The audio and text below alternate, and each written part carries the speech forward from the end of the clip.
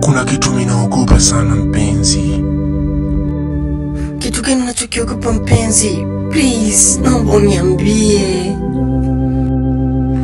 Uzuri wako ni kitu pekee ambacho kinachoniogopesha. Na kitu kingine kinachoniogopesha, uwepo wako mpenzi. Naogopa siku ukiondoka. Nakupenda sana sana sana. Mbona ghafla baby? Unawaza nini mpaka ukafikiria hivyo babangu? Nahisi moyo wangu umeshindwa kupima kiwango cha upendo juu yako. Nakupenda sana mpenzi wangu.